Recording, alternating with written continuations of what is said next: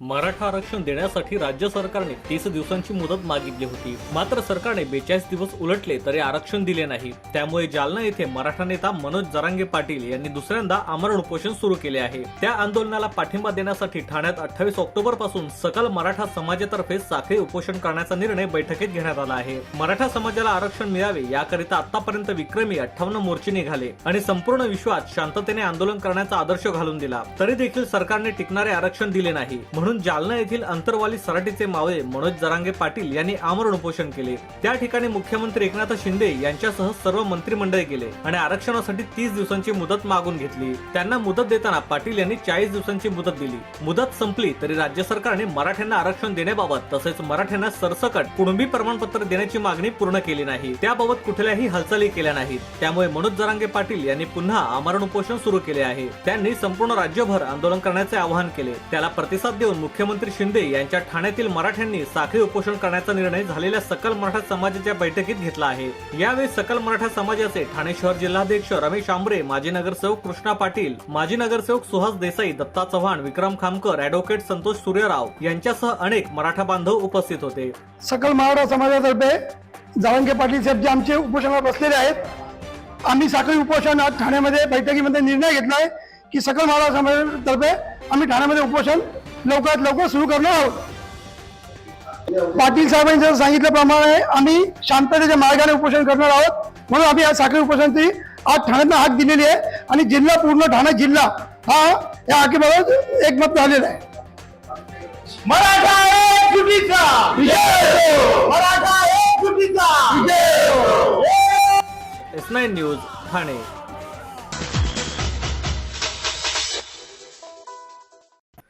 आदिवासी समाज आजही महाराष्ट्राच्या दुर्गम भागात वसलेला असून त्यांना इतर समाजांप्रमाणे मुख्य प्रवाहात आणण्यासाठी भारतीय संविधानाने आरक्षण दिले आहे. अत्यंत मागास आणि आर्थिकदृष्ट्या दुर्बल असलेल्या या समाजाला मिळालेल्या आरक्षणातूनच धनगर समाजाला आरक्षण द्यावे असा निर्णय शासनाने घेतला असल्याने संतप्त झालेल्या आदिवासी समाजातील संघटनांनी एकत्रित येऊन संयुक्त आदिवासी आरक्षण हक्क कृती समिती व आदिवासी एकता परिषदेच्या वतीने आज ठाण्यात भव्य उलगुलान मोर्चा काढण्यात आला. यावेळी आदिवासी क्रांती सेनेचे अध्यक्ष अनिल भांगले, नंदुरबारचे आमदार आमोश पाडवी, आदिवासी नेते हंसराज खेवरा आदीच्या नेतृत्वाखाली मोठ्या संख्येने आदिवासी बांधव मोर्चात सहभागी झाले होते. भर दुपारी गगनभेदी घोषणा देत साकेत मैदानातून ठाणे जिल्हाधिकारी कार्यालयाकडे कूच करीत मोर्चेकऱ्यांनी मागण्या मान्य न झाल्यास महामार्ग बंद करण्याचा इशारा देखील यावेळी दिला आहे. धनगर समाज हा आरक्षण मागतो, त्याच्यामुळे आम्ही आज आक्रोश मोर्चा आणलेला आहे. जर या मोर्चा मागे आमचं सरकारने ऐकले नाही तर आम्ही प्रत्येक भारतातले जितके रस्ते असतील तेवढे आम्ही आंदोलन करून बंद करून टाकू.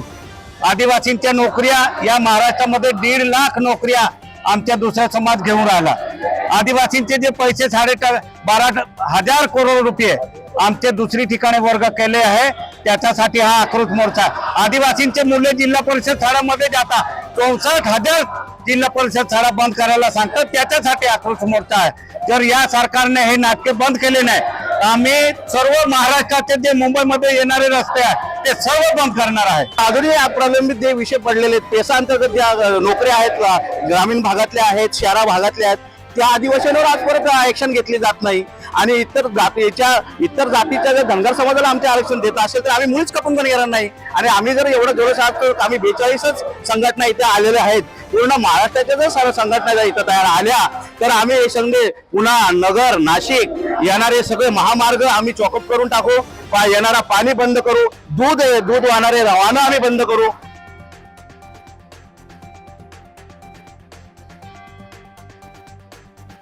S9 news Thane.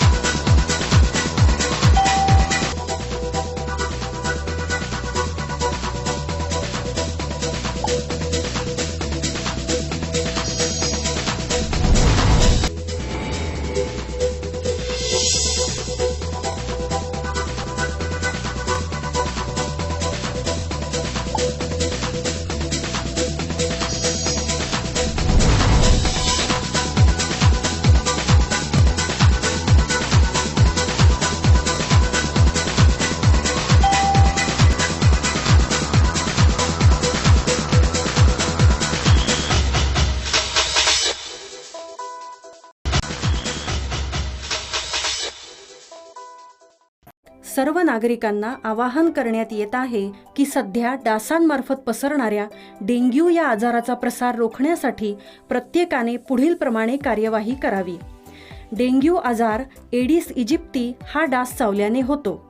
या डासांची पैदास साचलेल्या किंवा साचवलेल्या स्वच्छ पाण्यामध्ये होते. 8 दिवसांपेक्षा जास्त दिवस पाणी उघडे व साचून राहिल्यास त्यात डास अंडी घालतात. अंड्यांच्या अळ्या तयार होऊन पुढे डास तयार होतात. यासाठी आपल्या घरातील पाणी साठे उदाहरणार्थ बॅरल्स, पिंपे, टाक्या, हौद, रांजणे इत्यादी दर आठवड्याला रिकामे करून घासून पुसून कोरडे करून पुन्हा भरावे. 1 दिवस कोरडा दिवस म्हणून पाळावा. पाणी साठ्यांना घट्ट झाकणे बसवावीत किंवा जुनी साडी, चादर, धोतर यांनी बांधून झाकून ठेवावीत, म्हणजे डास त्यात जाऊन अंडी घालणार नाहीत. घराच्या गच्चीवर, आजूबाजूला, अंगणात कोठेही पाणी साचू देऊ नये. भंगार सामान उघड्यावर टाकू नये. उदाहरणार्थ टायर्स, प्लास्टिक सामान, कुंड्या, टाकाऊ वस्तू इत्यादी.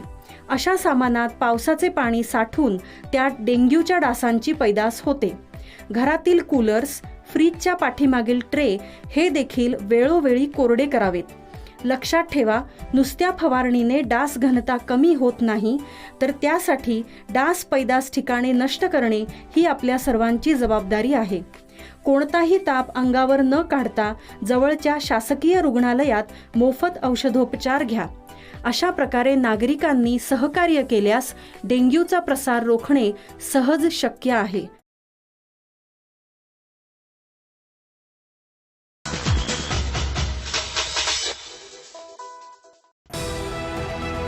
TJSB सौर शक्ती कर्ज. Go green. करा वीज बिलावर बचत. आकर्षक व्याजदर, 84 महिने परतफेड कालावधी, 80% लोन. व्यावसायिक आणि उद्योजकांकरता सुद्धा. अधिक माहितीसाठी तुमच्या जवळच्या शाखेला भेट द्या किंवा संपर्क साधा. 1800-223-466 आणि 1800-266-3466.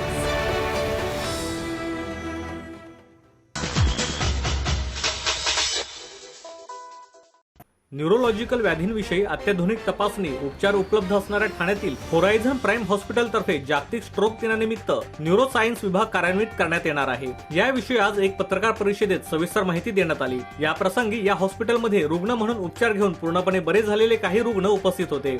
चाव्या चुकीच्या ठिकाणी ठेवणे किंवा विसरणे, एखाद्याचे नाव देखील विसरणे असे विस्मरण आपण सर्वच अनुभवतो. अशी उदाहरणे कदाचित दखल घेण्याजोगी वाटणार नाही, परंतु ती आकलनविषयक समस्या निर्माण होण्याच्या सूचना असू शकतात. अधूनमधून विसरणे स्वाभाविक असले तरी सतत स्मरणशक्ती कमी होणे किंवा गोंधळ उडणे हे आकलनातील सौम्य बिघाडाची प्रारंभिक चिन्हे असू शकतात, ज्यामुळे अल्झायमर किंवा डिमेन्शिया यांसारखे गंभीर आजार होण्याची शक्यता असते. ही सूक्ष्म लक्षणे ओळखून वैद्यकीय सल्ला घेतल्यास या आजारांना रोखता येते किंवा त्याची गती मंदावता येते. दैनंदिन व्यवहारात काही वेळ मेंदूला किरकोळ दुखापत होऊ शकते, ज्याकडे अनेकदा लक्ष दिले जात नाही. खेळताना पडणे किंवा अपघात यामुळे मेंदूला झालेला सौम्य आघात हे याचे एक सर्वसामान्य उदाहरण. डोक्याच्या या किरकोळ दुखापतींकडे लक्ष दिल्यास आकलनविषयक दीर्घकालीन समस्या उद्भवू शकतात. संभाव्य धोक्याची जाणीव असणे आणि डोक्याच्या कोणत्याही दुखापतीसाठी वैद्यकीय मदत घेणे यामुळे मज्जासंस्थेचे चिरस्थायी नुकसान टळू शकते. कोणाच्याही लक्षात न येता घडणारी न्यूरोसायन्स संबंधित आणखी एक स्थिती म्हणजे स्ट्रोक. मेंदूला रक्तपुरवठा अचानकपणे खंडित झाल्यास उद्भवणारी धोकादायक वैद्यकीय स्थिती. अशा रुग्णांना त्वरित वैद्यकीय मदत मिळाल्यास मेंदूचे नुकसान कमीत कमी पातळीवर आणणारा आणि सुधारणा घडवू शकणारा हा वेळ त्यांच्यासाठी गोल्डन पिरियड ठरू शकतो. सामान्यात पहिल्या 4 तासांच्या आत स्ट्रोकची लक्षणे ओळखून जलद कारवाई करणे अत्यावश्यक असते. स्ट्रोकची संभाव्य लक्षणे ओळखण्यासाठी फास्ट हा एक सहज व परिणामकारक मार्ग आहे. ही लक्षणे म्हणजे चेहरा बाजूला झुकणे, हात कमकुवत होणे, अस्पष्ट शब्दोच्चार, कोणत्याही कृतीसाठी लागणारा वेळ. ही लक्षणे कोणामध्ये आढळल्यास त्या रुग्णाला त्वरित उपचार मिळणे महत्त्वाचे आहे, जेणेकरून त्याची बरी होण्याची शक्यता वाढते. गुंतागुंतीच्या वैद्यकीय परिस्थितीतच न्यूरोसायन्स उपयोगी आहे असे नाही, दैनंदिन जीवनातही हे शास्त्र प्रभावशाली ठरले आहे. विस्मरण ते व्यसन, झोपेच्या तक्रारी आणि मेंदूच्या छोट्या दुखापती अशा अनेक बाबी न्यूरोसायन्सशी संबंधित आहेत. सूक्ष्म लक्षणे ओळखून आणि त्यानुसार योग्य पावले उचलून मेंदूची उत्तम काळजी घेणे आता शक्य आहे. रोजच्या शारीरिक घडामोडींवर लक्ष ठेवून त्यानुसार वैद्यकीय तज्ञांचा सल्ला घेणे या स्वस्थ व संजग जीवन जगण्याच्या सोप्या पायऱ्या आहेत. अशा प्रकारे न्यूरोसायन्स विषयक अद्ययावत प्रगत उपचारांवर संपूर्ण माहिती होरायझन प्राईम हॉस्पिटल तर्फे एका पत्रकार परिषदेत देण्यात आली. S9 news Thane.